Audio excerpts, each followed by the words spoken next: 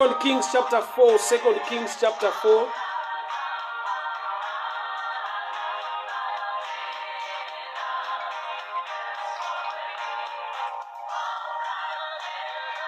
Second Kings chapter 4, from verse 1.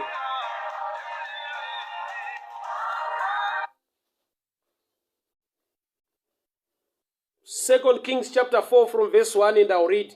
The wife of a man from the company of the prophets cried unto Elisha, Your servant, my husband, is dead, and you know that he feared the Lord. But now his creditor is coming to take my 2 sons as his slaves. Elisha replied to her, How can I help you? Tell me, what do you have in your house? Your servant has nothing there except a jar of oil. Elisha said, Go around and ask all your neighbors for empty jars. Don't ask for a few. Then go inside, shut the door behind you and your sons, pour oil into all the jars, and as each is filled, put it to the other side. She left him and afterward shut the door behind her and her sons. They brought the jars to her. She kept pouring. When all the jars were full, she said to her son, Bring me another one. But he replied, There is not a jar left. Then the oil stopped flowing.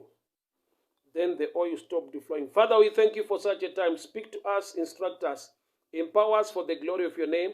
In Jesus' mighty name I pray. Amen and amen. Pano paita dambudziko.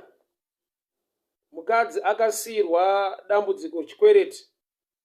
Ndokubva aenda kuna Elisha, munhu waMwari. Murume wake was a prophet serving under Elisha. So he went there. Nechichemo chekuti murume wangu akandisira chikwereti, so the creditor has come. Aroda kutora vana kuti vave nhapwa. And then dambudziko ndokubva rasorovwa, and kureva kuti mukadzi uyu une chaari kuandastenda. Kuti nyange murume wangu akasiya chikwereti, was serving under the man of God, I can still approach the same man of God kuti ndigowana solution. Kureva kuti murume akasira mhuri dambudziko. Mukadzi ndokubva asara achipedza dambudziko. But ndoda kuti tionesane chimwe chinhu panapa. Kuti dambudziko rakasirwa mukadzi was a stepping stone kuti ararame nemhuri yake. Why? Nekuti ukareverenga zvakanaka, shoko rapedzera richiti, verse 7. She went and told the man of God, and he said, Go sell the oil, pay your debts. You and your sons can live on what is left. You and your sons can live on what is left. So that kurarama kwemukadzi uyu nevana vake kwanga kwakavigwa pazvinenge zvasara kana atengesa mafuta. Zvoreva kuti kurarama kwake kwanga kwakavigwa mudambudziko raakasirwa, but iye akarihendla, akaritora sedambudziko. Yet it was a way out. Iri kumupa a way to live. Ekura akararamiro kaanogona kuita iye nevana vake. Akasara akurarama nekuda kwemafuta. But kuti mafuta ave mumba kwakatanga kwaapproachwa iye nemunhu wechikwereti. Zvoreva kuti murume paakasiya dambudziko, anga asiya favor or a stepping stone yekuti upenyu hwemukadzi huvandudzike iye nevana vake.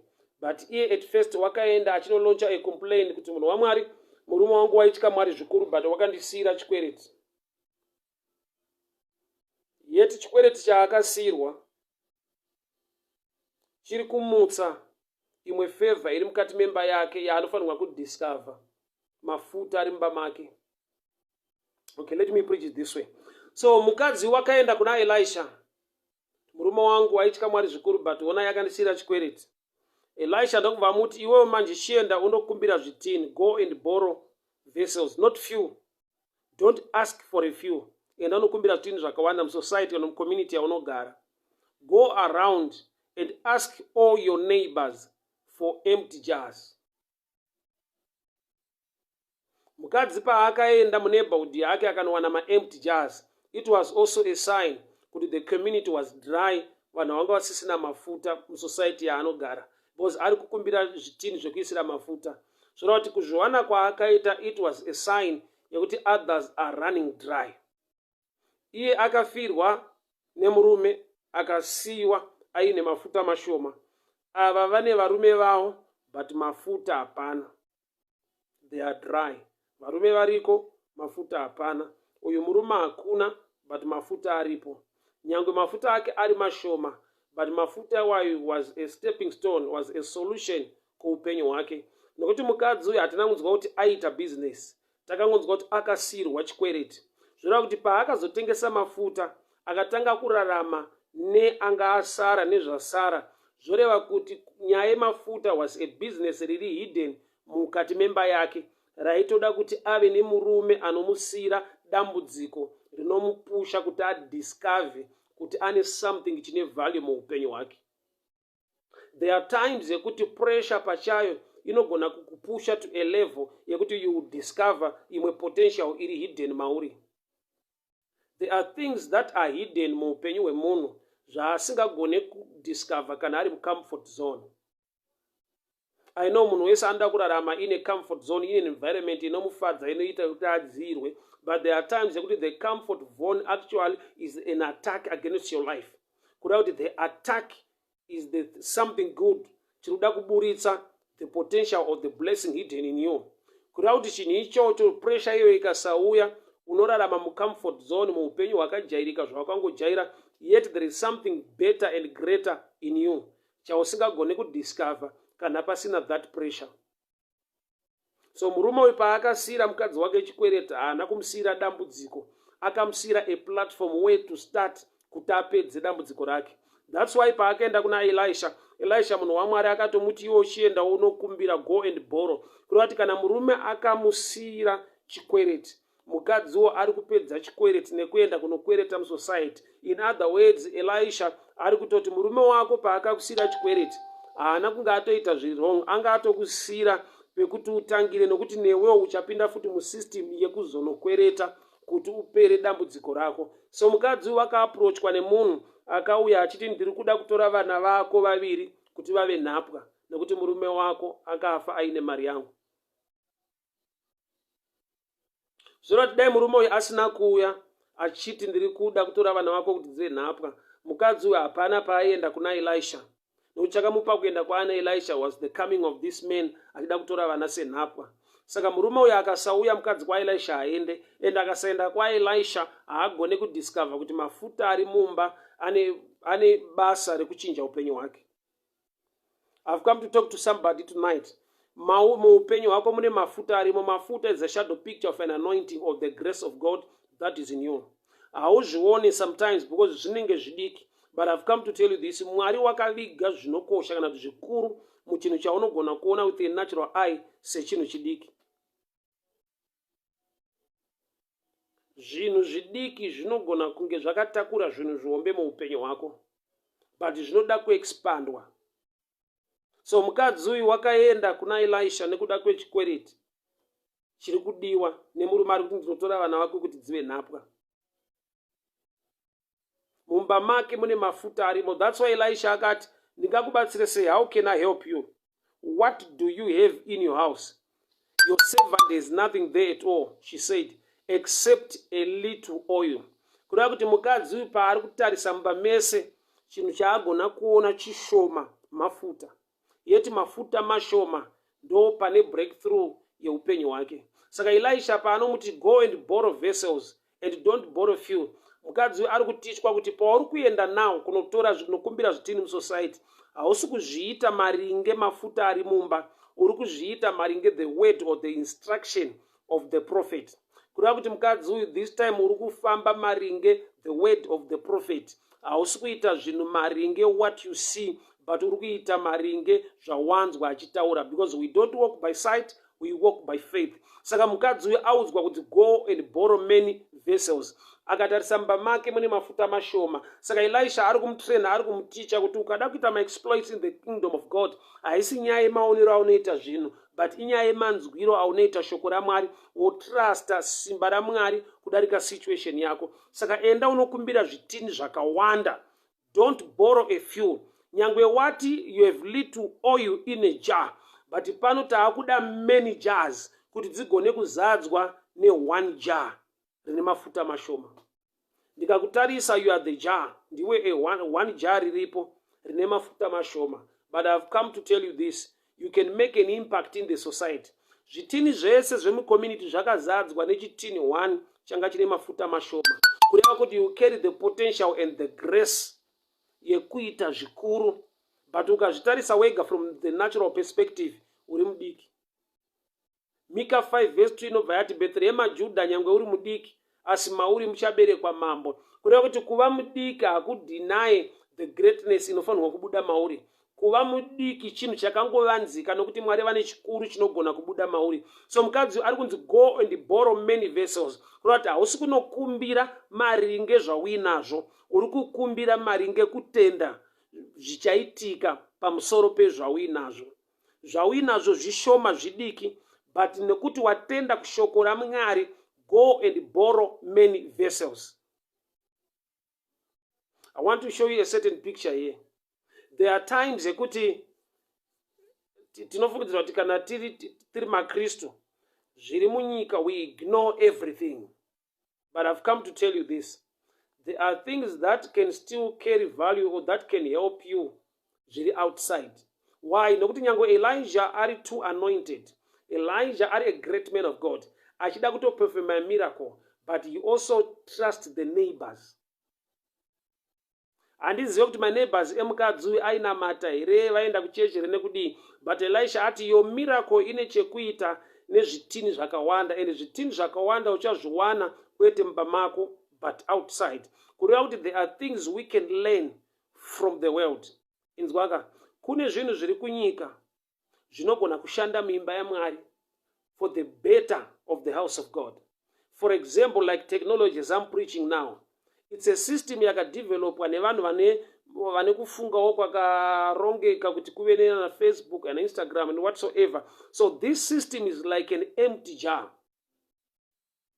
Ijar isina mafuta kuzodza nenyasha dzaMwari dziri kuno, but kuti dzigone kumwararira dziwande, we need to borrow an empty jar from the neighbors. And one of the jars in our times is more like Facebook. Chimwe chitini chiri empty kana tiskasaisa zvaMwari, but kana tachiita boro tikadurura shoko raMwari, Facebook inogona kutova active and we can touch many lives. Go and borrow vessels from the neighbors, from your community. Mu community, mu society, mune zvitini zvakawanda zviri empty, kune mafuta ndekuno. So the number of jars determines oil yauchawana. No matter the man of God is so powerful. Why? Nokuti Bible rinoti pavakatanga kudurura vari mumba mavo, mukadzi ndo paakati mwana wake, bring me another jar. Mwana ndobva abva ati hapasisina. And the oil stopped flowing. When all jars were filled, verse 8, she said to her son, bring me another one. But he replied, there is not a jar left. Then the oil stopped flowing. The oil stopped flowing.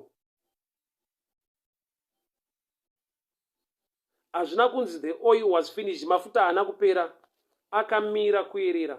Which is there are times ekuti tinotadzisa basa kana kuti zvinhu zvaMwari kuflowa because we have limited ourselves pama number of jars dzatiri kushanda nadzo. The prophet of God Elisha is anointed. This miracle in a limitation nekuda kwe the number of jars dzaiswa mumba, and the number of jars dzine chekuita ne the community or the society inogara mukadzi. So there are times ekuti your miracle inogona kuva limited nekuda kwekuti how you network with other people. Somebody will say, no, vana havana basa ndositsvagira Mwari wangu ndonamata. But I've come to tell you this. Kana Mwari vakati kuna Adamu hazvina kunaka kuti munhu ave ega. vari kutaura in terms yekuti chandakaprofita muna Adamu ndikati be fruitful and multiply hachiitike nyangwe Adamu aina Mwari, chinoitika nekuda kwekuti Adamu ane munhu waainaye, Mwari mumwe chete. Akati let there be light. He is the same God who created the sun to provide light on earth. Kurati light rine dimensions and levels. Kune light riri spoken, ne light riri kuita riri kubva pachinhu chiri created. Ese ari lights ane chekuita neupenyu hwemunhu. The same God who said let there be light is the same God who created the sun to provide light. Two dimensions of light. Dzese dzine benefit muupenyu hwemunhu. People of God, hear me very well. The number of tins or empty jars, those are controller kuwanda kwemafuta, not the anointing, not the power upon the men of God, but the number of tins or jars dzakanotorwa. That's why Bible wrote the oil stopped flowing. Arina kuti the oil was finished. Oil yanga ine potential yekuramba ichingodururwa. Dai zvitini zvakaramba zviri available. Saka uizire kuti go and borrow vessels from your neighbor. Neighbor haisingori imba chete. Neighbor inhau yemunhu. Ende munhu kuti ave neighbor yako haisi nyaya yekuti ari close. Let me go deeper this way. Inhau yekuti you relate so well. Munowirirana zvakanaka. Why? Because there are some people wekuti even uchida an empty jar, uchingoda an empty jar haakupe, even riri empty haakupe because hamutaure mese kana kuti you are not in good books. So statement yekuti go and borrow your vessels from your neighbors, zviri kungonzi the way you relate in the society determines oil yauchawana mumba mako, because zvitini uchazvipiwa nema-neighbors. Ende vanhu kuti ma-neighbors vanhu vaunotaura nawo ende uchirelata nawo, kurati your relationship nevamwe in the society can limit the blessing inofanirwa kuflowa muupenyu hwako. Kana mukadzi amboblema kuti murume akandisiyira chikwereti, but pamafuta kuwanda kwawo zvine chekuita neunhu necharacter yemukadzi musociety, nokuti vari kunzi ma-neighbors vanhu vaunorelata nekutaura nawo. So in other words, mukadzi kana murume akakusiyira chikwereti, iwo futi unogona kulimita the breakthrough and your miracle, the amount yeoil yauchawana mumba mako nekuda kwekuti unotaura nani musociety. Do you know kuti kune zvinhu zvisina basa zvaunogona kunyimwa nevanhu nekuda kwekuti unoswera uchitaurawo futi zvisina basa. There are times yekuti zvauri kuda vanhu vanazvo ende vari ready kupa munhu but havape iwewe chete. Can I shock you? Can I tell you this? Do you know tine vanhu vese vatinoti ninga akaomera ninga haape. In actual fact hakuna munhu akaomera but kune vanhu vasingade kupa iwewe. Zokuti ukatobvunza mwana unotonzwa chiti ninga haanopa yakandipa zvakati. Ningi is not a good person, asi good kwauri but ari good kuna somebody. So mama statement tinoita override tichingojaja. Why? Because techiti kana asina kuzviita kwandiri haaiti. So mukadzi uyu paanzi go and borrow vessels from your neighbors, inyaya relationship yake nevamwe iri controller mafuta aachawana mumba make.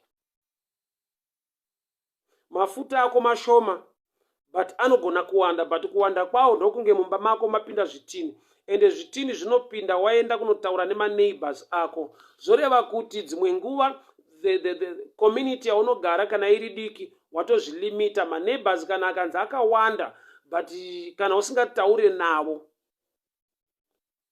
your network is very small.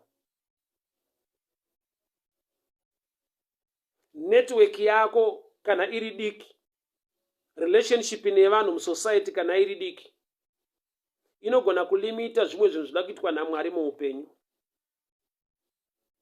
There are times yekuti unonzwa munhu achitaura kuti no, Mwari unotuma vatumwa muupenyu, you can send angels to do things in your life. There is a realm iri angelic inoshandiswa naMwari. There is a realm iri human Mwari yavanoshanda nayo to do certain things in your life. Do you know kuti Jesu arovererwa aiswa pamuchinjikwa. Kune murume akauya anonzi Joseph weArimathea akatora the body of Jesus akanoisa muguva rake.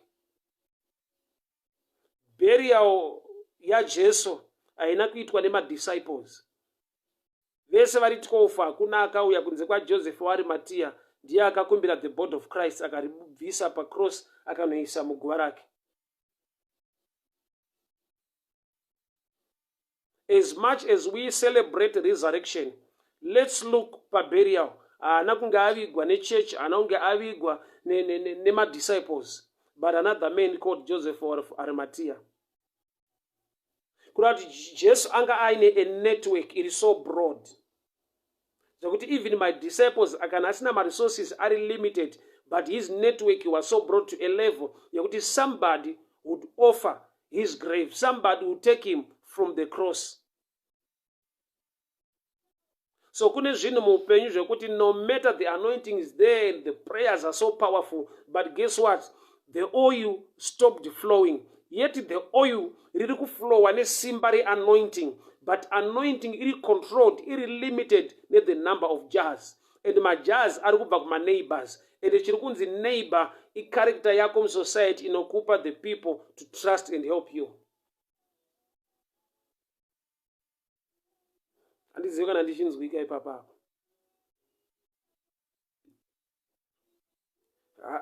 Somebody akamboti inini ndozvinamatira Mwari wangu handina basa nemunhu, which is an error in the things of the kingdom.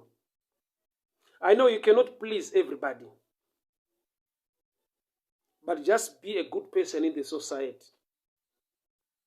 Unoziva here kuti murume anonzi Moses haana kuroora nokuti akanobvisa roora, akabvisa roora kuti aroore munhu. He was a good guy. Why? Akasvika vana vaJethro vachidziviswa kunwa mvura, iye ndokubva apindira akarwisa those shepherds, akacherera vanasikana vaJethro 7 mvura vakaenda kuna baba wavo. Baba wavo akanobvunza kuti ko zvafamba sei kwamanga maenda, zvikanzi there is a guy atibatsira. Baba vacho vakati mamusirei, go and bring him. Moses paakauya pamba ndo paakabva apiwa mwanasikana waJethro. Yet the reason yekusaitira vamwe vanhu zvakanaka nekuda kwekuti kwaari kubva kuEgypt, he is running away from his brothers. Akaedza kubatsira nekurandutsira vanhu vairwisana maHebrews, ndokubva mwashedzera kuti tichanokutengesa kuna Faro. So Moses ran away akaenda kuMidian. Ari kuMidian asvikogara ndo paakasvikira kune vamwe vanhu vari kurwisa vamwe vanhu, ndokubva anobata futi fight yacho akarwira vanasikana vaJethro. Then he got married. Marriage yemurume anonzi Moses haina kubva pakuti anga ane mari yekundoroora, yakangobva pekuti he kept on doing good to others. He had a character yakamupa a network, yakamukonnecta to his wife. People of God, hear me very well. Elisha was a true prophet of God, so anointed, but the Bible wrote the oil stopped. Okay, I'll give you this understanding, this scripture from Genesis 19. Uchaona kuti Abraham achitaura nemaangels pavaienda kunoputsa kuSodom, maangels achienda kuSodom. Abraham achitaura anotanga kuintercede on behalf of Sodom. Ko Mwari mukawana 50, ko mukawana 40, ko mukawana 30, ko mukawana 20, kusvika pa 10. Vanhu vangani vakapona vakabuda muSodom. Nyangwe Abraham iri shamwari yaMwari awana the visitations of the heavens, akaziviswa zvoda kuitika, akanegotiate kana kuti akaintercede on behalf of Sodom, even in terms of figures akagumira pa 10, but vakabuda vangani nyangwe Abraham ataura figure inoti 10. Makabuda Lot nevanasikana vake 2. Dzimai wake she died along the way achibuda. Namba yukaitarisa haikwani 10. But check the prayer yeshamwari yaMwari, check the prayer ye the prophet of God, anovhisitirwa nedenga asina secret nomujamba, akatoudzwa nedenga kuti tiri kuenda kunodhila neSodom.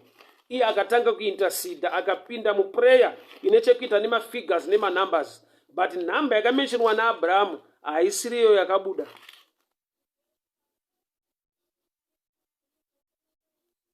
Nhamba iri kubuda ine chekuita 1 character, 2 obedience. Nokuti mai Lot chaivo vari mufamily yakabuda, but ivo havana kubudirira kubuda kunosvika mberi nevamwe. Why? Nokuti along the way vakacheuka.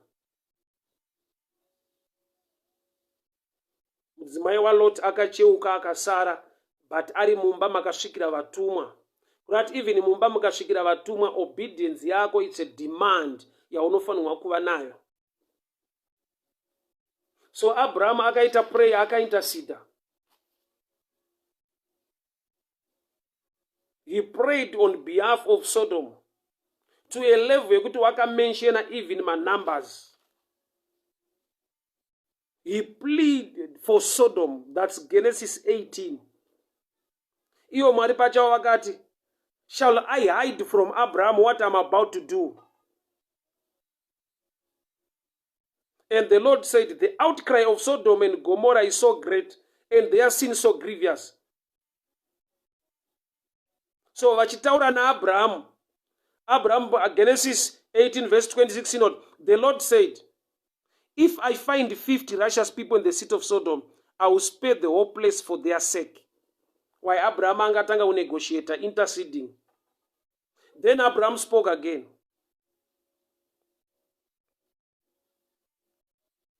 What if the number of the righteous is 5 less than 50? Will you destroy? I will not destroy. Again he spoke. What if only 40? Abraham ndokubva asvika paanoti 30. At 31 Abraham ndo paanosvika achinda kuti aiwa, what about 20? Mwari wakati, for the sake of 20 I will not destroy it. Abraham akasvika paanoti 10. Ari kuintercede, but prayer yake iri straightforward. Ari kumenshena mafigures. Atangira pa 50 akasvika pa 10. Yet nyangwa asvika pa 10 in the presence of God, achiintercede for Sodom, hamuna kubuda vanhu 10. As anointed as Abraham was, his prayer mentioned a figure kusvika pa 10. But ukanocheka at the end of the story, pari kubuda Lot nevanasikana vake 2. Mukadzi wake anofa along the way.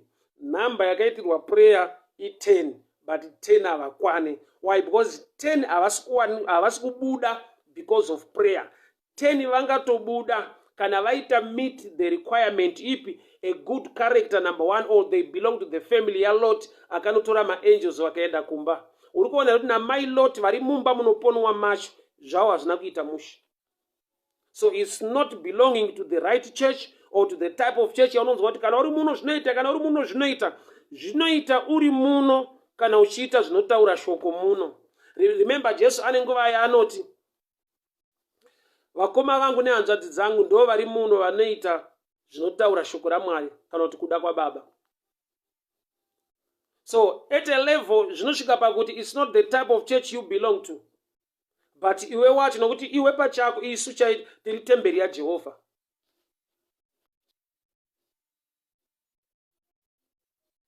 Elisha, a true prophet of God, ataura kuti go and borrow many vessels. But the Bible rasvika pakuti and the oil stopped. Chamisa oil chi? Number of vessels. Number of vessels, it controlled none. The character of the woman borrowing the vessels. Your relationship in a society will determine maliters oil uchawana. Saka oil aiwande nokuti mfundisa the true man of God has prayed. Despite prayer, your character matters most in that society to get the empty jars. The same na Abraham pa Genesis 18. Kuti waka intercede on behalf of Sodom in terms of numbers with figures, akashika pa 10, but hapana kubuda 10. Why? Nokuti Lot wakatomborisvitsa vhangeri racho kuvakomana vaida kuroora vanasikana vake, vakamutora sekunga ari kuseka. Kurati number 10 yanga iripo, but vanhu havana kutenda vhangeri racho.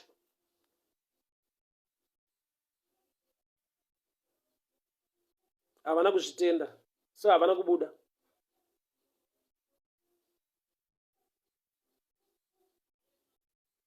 Character, obedience, ine nyaya.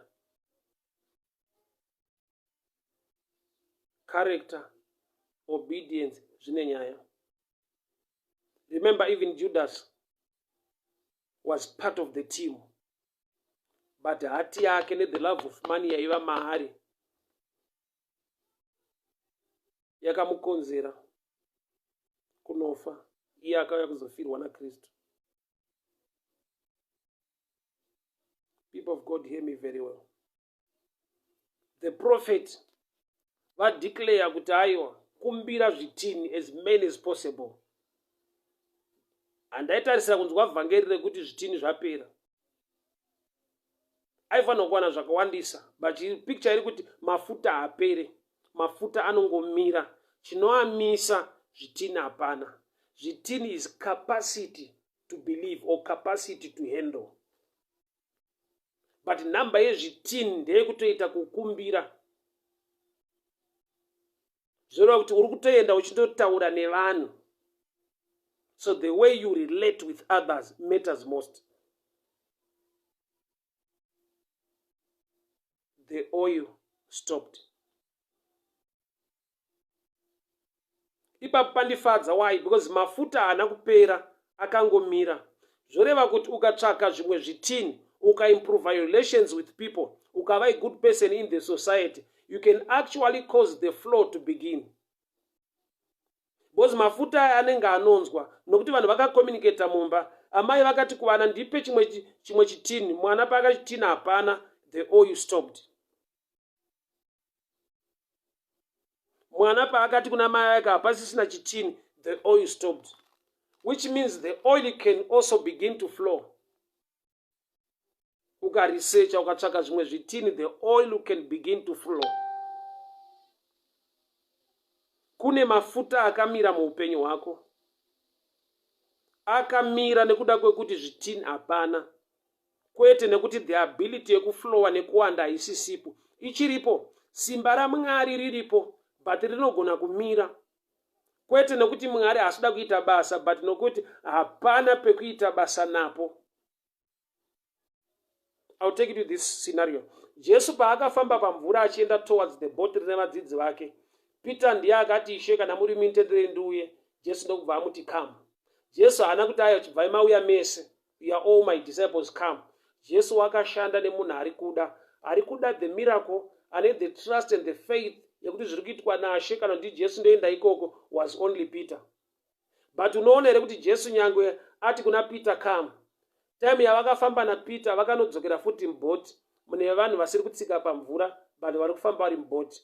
Zvoreva kuti he is the same Jesus anogona kufamba on a miracle level with somebody, but kana auya kwauri anonogara mubhoti rawakagara, motoendawo kwese kuenda, but mumwe unogona kusa experience the miraculous power of the Lord.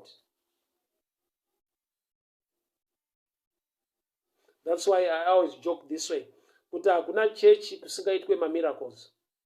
Unzwa mumwe achiti kweda atite zvemamiracles, hakuna church isingaitike mamiracles kana kuti minana. What am I saying? Nokuti kutoshaya mamiracles atori futi mamiracles. Why? Nokuti hamungafambi naMwari anoshamisa moshayiwa zvishamiso. Chinenge chatovawo chishamiso. Nokuti iye anoshamisa. Kushayiwa zvishamiso muchinamata Mwari anoshamisa, zvinotoshamisa, ndo zvimwe zvezvishamiso zvinenge zviri muchechi. Handizivi kana ndichinzwika. So Jesu wakafamba naPeter pamvura, ndokubva anopinda mubhoti, mune vanhuwo vari kufamba vari mubhoti pamvura. Kureva kuti anogona kuflowa at your level of faith.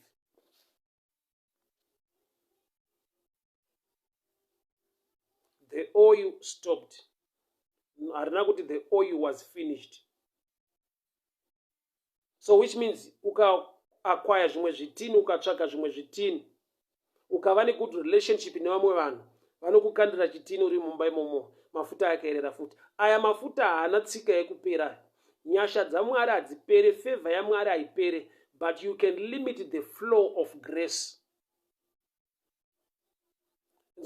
Elisha haakupe chitini. Elisha haana mate kuti uwane zvitini. Elisha anonamata kuti mafuta aramba achiflowa, vachichamisa kuflowa kwemafuta zvitini, nokuti zvitini zviri controlled nerelationship yako musociety. Mumwe mutauri akambotaura achiti your network determines your net worth.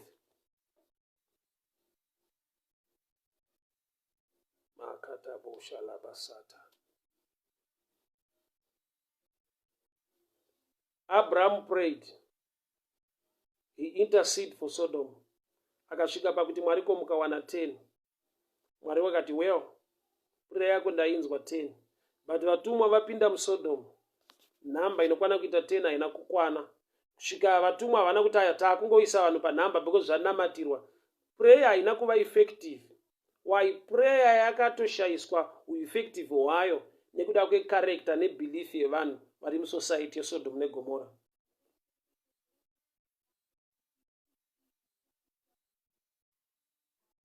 People of God, thank you so much. We meet again tomorrow.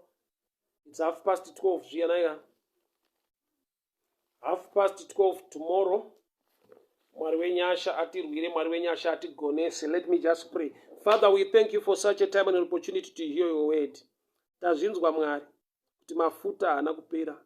Tazvinzwa kuti nyasha dzenyu ihuru uye dzinogara nekusingaperi. Ndanamata mutsvene wamasimba ose. Ndipewo the character, ndipewo the obedience, so that the oil can begin to flow again. In Jesus' mighty name I pray. Amen and amen. Hama gantaure kwauri. Mafuta haana kupera, asi kuti mafuta anogona kutanga kuyerera zvakare. I want you to believe this message. Let the oil continue to flow. Ngawe munamato wako manheru anhasi, Mwari ndiudzei zvekuita, ndive nezvitini, so that the oil will continue to flow. Let the oil continue to flow. Mafuta ngaachitanga kuyerera. Ndaakunotsvaga zvimwe zvitini. Ndaakunova necharacter inofadza Mwari. Ndaakuva nemindset inokonzera nokuti inzwaka. The oil, the financial oil yauri kuda. Mwari varoda kuti vakakublessa for you to become a blessing in the society. Kuda kuti when you think towards others, ukabvisa a selfish motive, I see the oil of financial breakthrough flowing. Oil yauri kuda ndiwo unoiziva, but yakablokwa newe. Saka chimwe chitini chaunofanirwa kutsvaka nhasi is your trust in the Lord, is a heart towards others.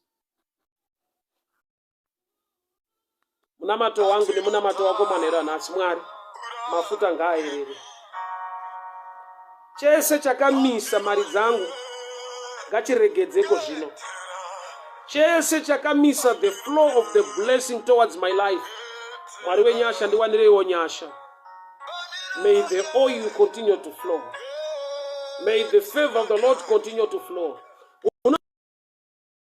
Unoziva zvaimboitika, une nyasha dzaibata upenyu hwako.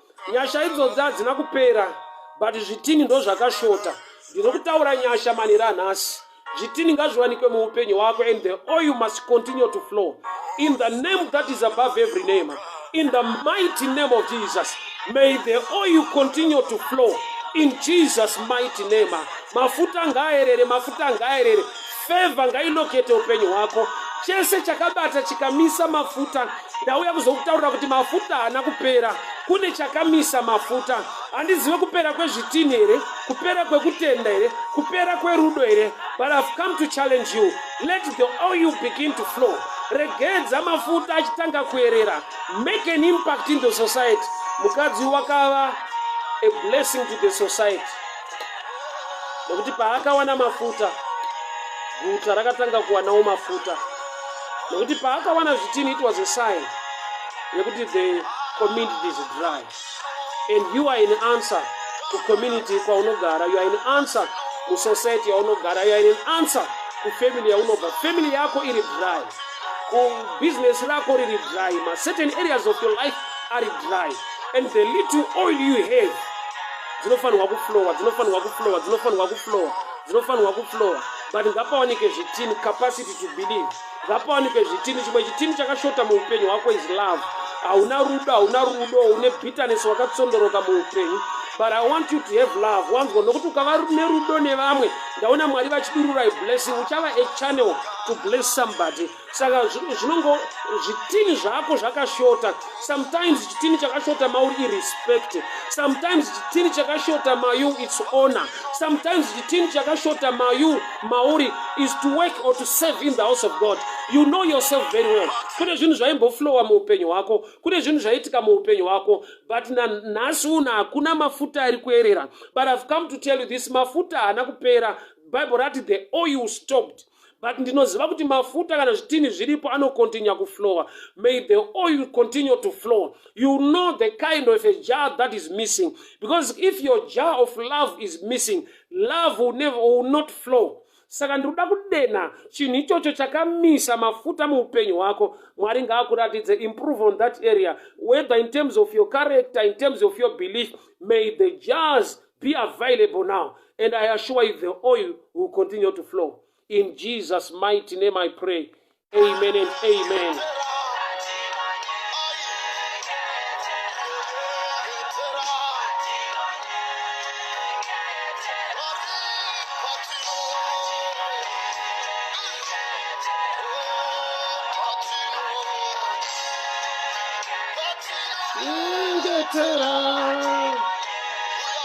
Thank you so much, guys. A good night to you. May the good Lord bless you. May the good Lord bless you. Daniel Kudakwashe, Mutosori, may the good Lord bless you. Lee Gurure, how are you doing, my brother? How are you keeping? May the good Lord bless you. Sylvia Dumbu, may the good Lord bless you. Shamiso Jack, may the good Lord bless you. Beuta Mai Jojonya Utore, may the good Lord bless you. Emmanuel Simon, may the favor of the Lord be upon your life. Eva Nice Gatawa, a good night to you. Monchin, a good night to you. Yokai Mugweni, a good night to you. Thank you so much. Deacon Newton, how are you doing, sir? Sister Memory Madoda Nete, thank you so much. My brother Buddy Brian Miz, it's been a long time. May the good Lord bless you. Thank you so much. How's Jemen? May the favor of the Lord be upon your life in the name of Jesus. Masha Madam Mombe Pariseko States up. May the favor of the Lord be upon your life, my brother, in the mighty name of Jesus. Thank you so much, guys. A blessed night to you. We meet again tomorrow afternoon. Thank you so much. Maitekla Murira, a good night to you. Amfumu Afik Dennis, a good night to you. Thank you so much. Thank you, Jesus. Thank you, mighty God. Thank you, mighty God. Thank you, everlasting Father.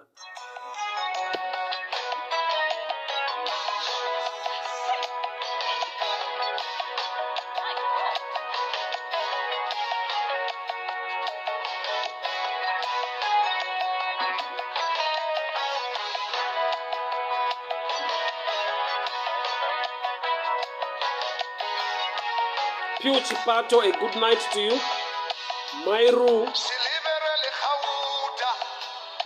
Nali, thank you so much. May the good Lord bless you.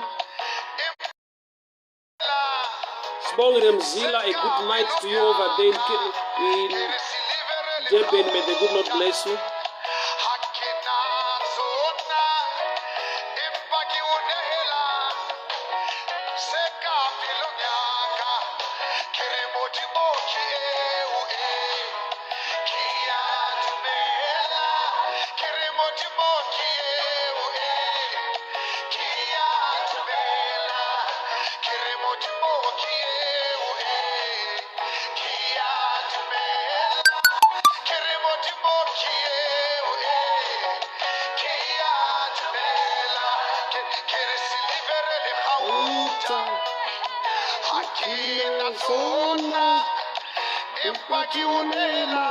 Thank you so much, guys. Thank you so much. A good night to you. We meet again tomorrow in the afternoon. May the good Lord bless you. Murare munyasha mwari werugara kuchengete muridzenzi chengetwe favor mumabasa zvamunobata nezvamunoshuvira nyasha dzamwari dzikuchengetei. Ndinotaura kuflowa kuyerera kwemafuta, mafuta enyasha, mafuta ebreakthrough, mafuta esuccess ngaerere muupenyu hwamwari akugonesai, mwari vakuchengetei muzita raJesu Kristu weNazareta. Amen and amen. Thank you so much, guys.